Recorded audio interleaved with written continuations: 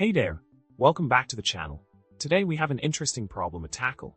Imagine you're working on your computer, and suddenly, out of nowhere, your screen goes black. You try everything to bring it back to life, but nothing seems to work.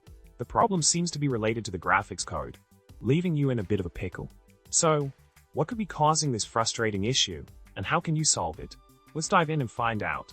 The solution to this pesky problem lies in updating your graphics card drivers.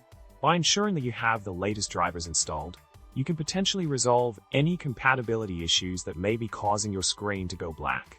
The driver update process is relatively straightforward and can usually be done to the manufacturer's website or using specialized software.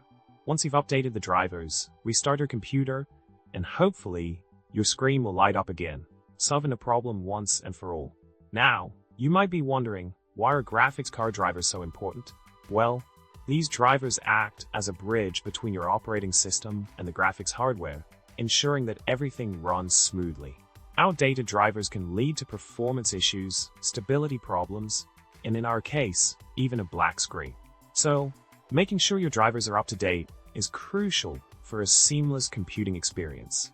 By following these steps, you can troubleshoot the black screen issue effectively and get back to being productive in no time.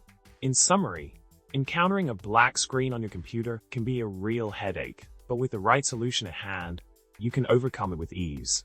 Remember, keeping your graphics card drivers updated is key to preventing such issues in the future. If you found this video helpful, don't forget to subscribe to the channel, give it a thumbs up, and share your thoughts in the comments below. Until next time, happy troubleshooting.